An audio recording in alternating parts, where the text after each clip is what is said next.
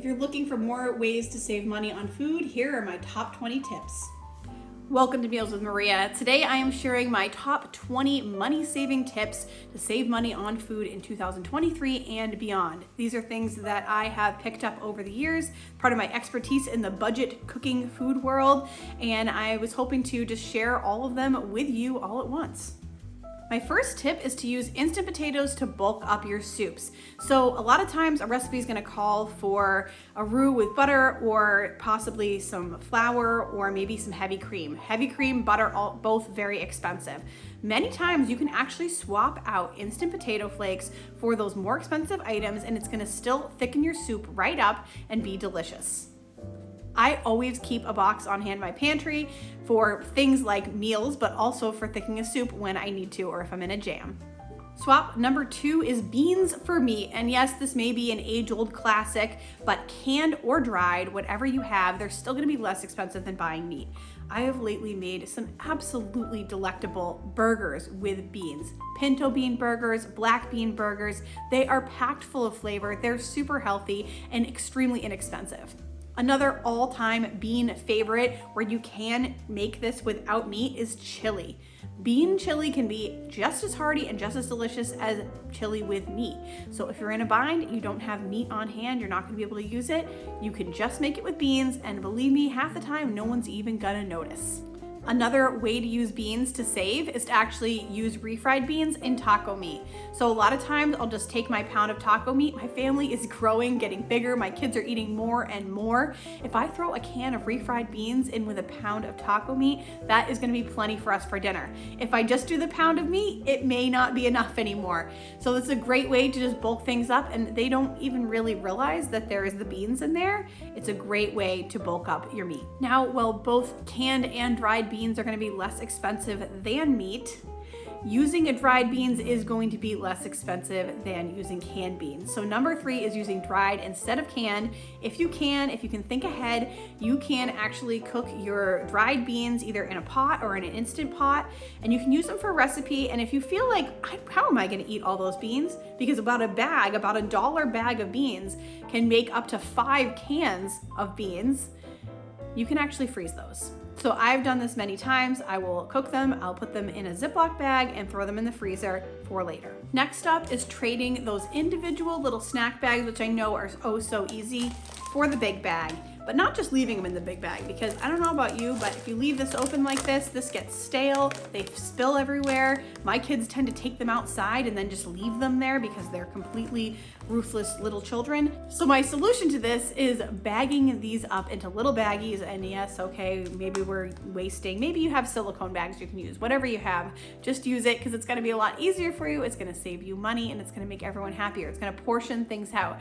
And I know for myself, it helps me with my own portion control because otherwise I might eat the whole bag. Another age-old classic, but something I didn't learn until maybe 6 years ago, was to use chicken bouillon instead of chicken stock. I kind of never knew what that chicken bouillon stuff was in the store. And then I learned about it from Frugal Fit Mom, and it was a game changer, changed my life. I always keep chicken bouillon on hand now. If I can, I will totally make a stock out of a chicken carcass and then freeze that, or you can can it, I'm not sure. I've never tried canning it. But buying those boxes of chicken broth in the store are at such a premium. And I heard on a podcast, it was like Bon Appetit podcast like years ago, and they were basically like, that stuff isn't good anyway. So you might as well use chicken bouillon, and it gives you tons of flavor for like, oh, it's so cheap. You can usually get like 8 of them for less than $1, little squares, or you can get this huge container at Aldi for like less than $5, and I can't even count how much that ends up equaling. I'm sure it says in chicken broth, but it is a lot. It'll last you a while. My 6th tip is to use frozen instead of fresh. And what I mean by that is twofold. We have frozen vegetables. So instead of fresh vegetables that can go bad and are oftentimes more expensive, you can buy frozen. I'm able to get like a pretty big bag of frozen vegetables for usually around $1.50, and that's about 2 meals plus for my family, and that's gonna be cheaper than pretty much any fresh produce I can buy. And there's also the possibility of wasting it. So many times I buy fresh produce, and if I don't get it roasted in time or cook it up or something changes in my plan, it will go bad, and I just hate wasting food. So I love the idea of having frozen vegetables on hand, ready to go, and it's flash frozen, so it keeps all the nutrients inside. It's really healthy for you. It's such a great choice. Now, the second part of this is to buy meat that is on reduced or clearance and then freeze it. So you buy it, it's gonna be close to its expiration date. The store's trying to get rid of it because they're afraid that if they keep it past then they can't sell it at all. But if I'm a lucky consumer and I come along and I'm able to find it, it's still good. It's just as good. It's just closer to the date of when you don't want to eat it anymore. So I just throw mine in the freezer and then I wait till a time when I need that type of meat. Doing it this way has saved a lot of money over the years. And then at the beginning of the week, in order to get myself ready, I make my little meal plan up and I decide what I'm gonna eat. And I say, okay, I'm gonna have chicken. Well, what do I do on Sunday then? I take out the chicken. And I also make a conscious decision to serve larger cuts of meat later in the week so they have more time to defrost. That would be like a chuck roast or something like that. It's gonna need a lot more time in the fridge in order to defrost, so I'm gonna take it out and then use it later. For number 7, using homemade dressings and marinades can save you a ton of money. The grocery store has some good stuff, sometimes inexpensive, but it is so much better to just use what you have at home. You don't need to go out and buy that. There are times when it works, but there are also many times when making it at home is the best.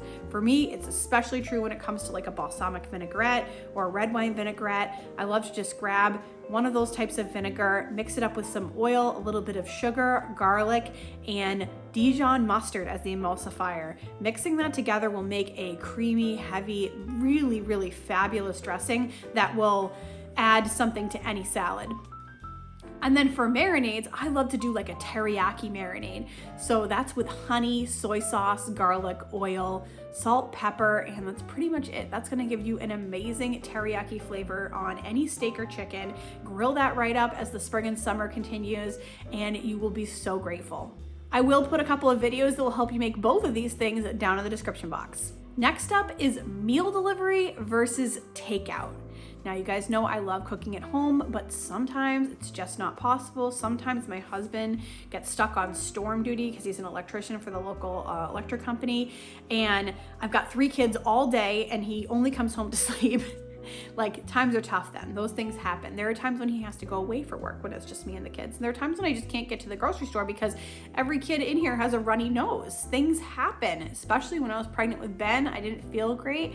I utilized HelloFresh. So along those same lines, I wanna thank Factor for sponsoring today's video. You've seen me talk about HelloFresh before and you will in the future. Factor is actually owned by HelloFresh, but they're a little bit different. Factor provides ready-made, fresh, never frozen meals and smoothies. The smoothies are so delicious. But overall, having nutritious meals is important to myself and my husband and my kids. And we really hate spending a lot of money on takeout that ends up being kind of very expensive and really not worth it to us and not worth it to our health. Factor is an excellent solution to these situations. And it's great because it's super flexible. So if I want to skip a week or change up the number of meals I'm getting, it's no problem. Because Factor is pre-prepared and ready to eat in just 2 minutes, it has all the luxury of takeout, except it's less expensive and it takes less time. So I'm able to enjoy my meal right away or on the go if I need to. The meals are ready when I am, which is super important because I am seriously on the go. It feels like all the time with 3 kids. So of course, I wouldn't send you away without a deal.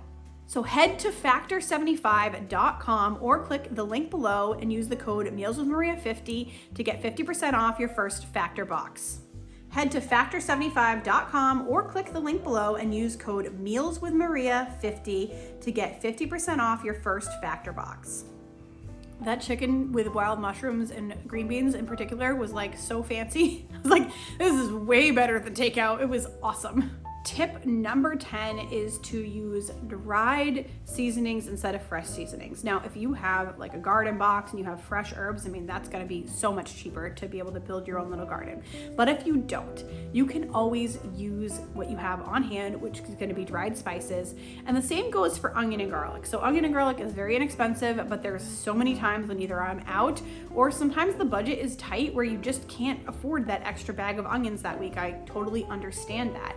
And so in those cases, you can very easily swap out onion powder or garlic powder. I feel like that's like the me thing. I'm always like, or you can use onion powder or garlic powder.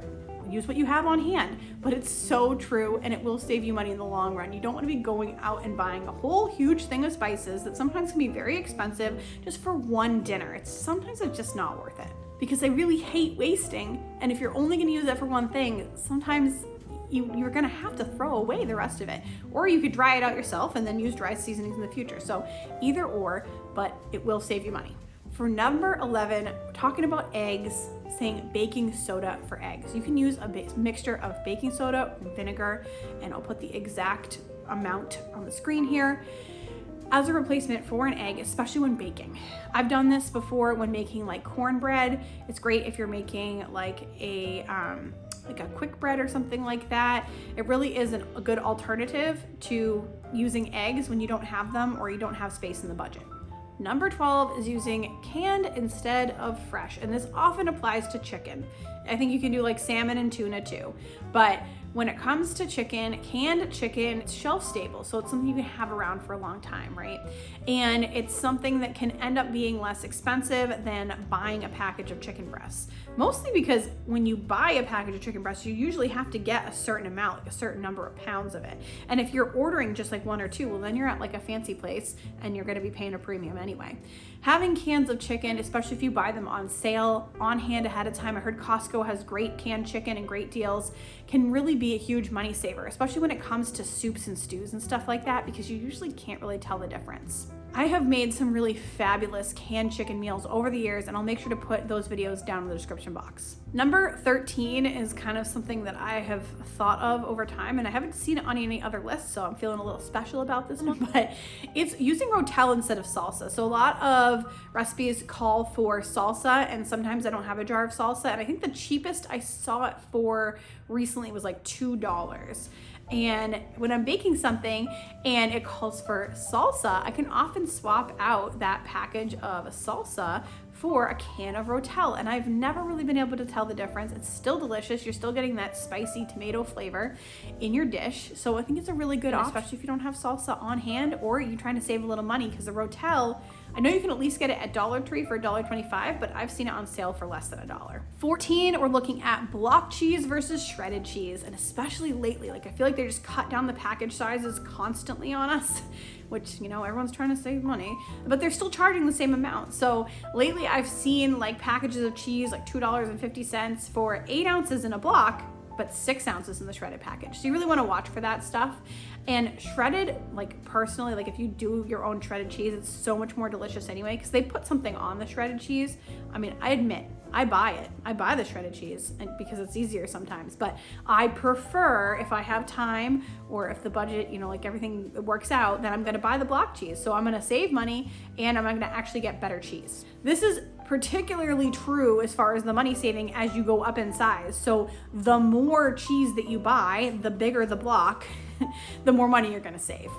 Number 15 is to buy store brand versus brand name items. And I know we all have our things that are near and dear to our heart that are the brand names that we cannot live without. One of those things for me is Hellmann's mayonnaise, and I know some people have like best something, Duke's, but there's also best something. But either way, I feel like people are very particular about their mayonnaise. I get that, I understand that.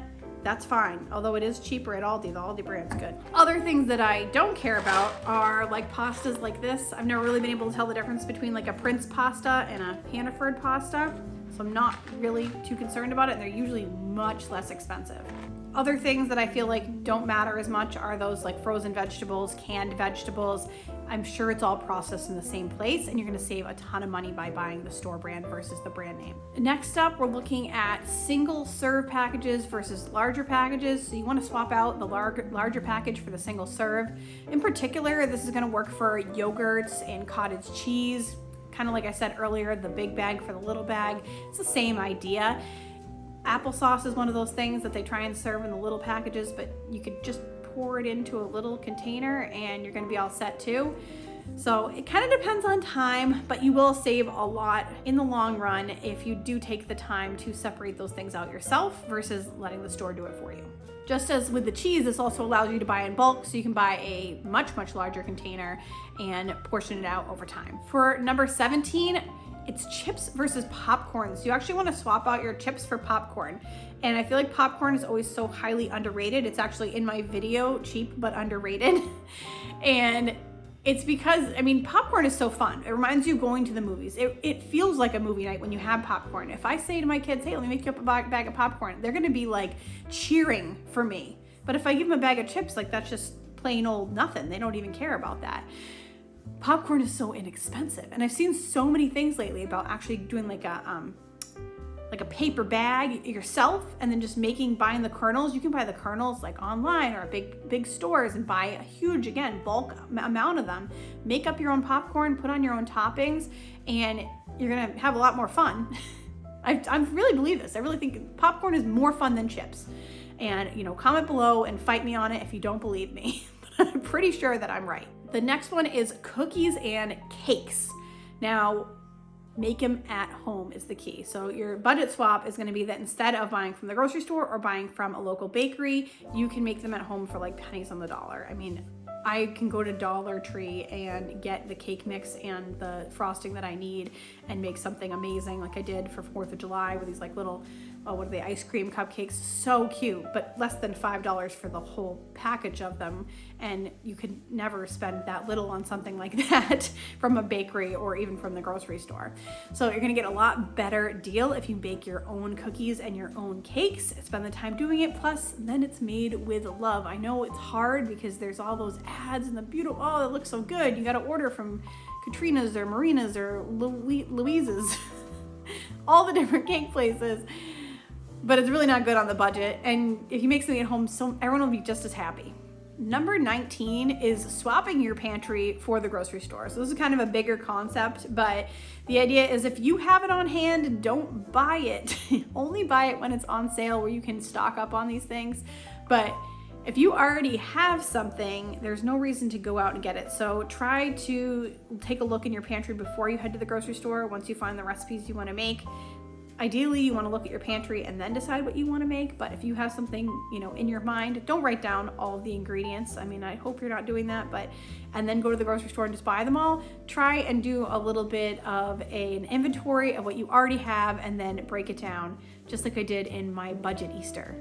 I was able to do that for $30 because I took a look around at what I already had and then just only filled in the items that I needed. And number 20, very exciting, last one it's not that exciting. It's buying heads of lettuce versus buying lettuce kits. Now, I wholeheartedly believe that lettuce and salad kits have a time and a place. They're totally great. They're nice and easy for you, but you are gonna get a ton more bang for your buck, especially if you buy like the 3-pack of the romaine hearts. I feel like those are such a deal. I get like 5 or 6 salads out of those for my whole family at dinner. I mean, that's a whole week worth of sides for my family for just one of those packages. And you can fill it in with whatever you have on hand, leftover vegetables, this and that, put some chicken on top of it for a lunch. You're gonna be good. So much better and so much less expensive than buying the kits. So if you're feeling inspired and you want to get some more inspiration and keep going, check out this next video, Cheap But Underrated. These are all cheap but underrated ingredients that you can cook with that has some great recipes in it, and I know you're gonna love it. Make sure to head to factor75.com or click the link below and use code mealswithmaria50 for 50% off your first Factor box. And make sure the next time you're on YouTube, you're watching Meals with Maria. Do you love popcorn, JJ? Yeah. Is it special when you have a special occasion? Yeah.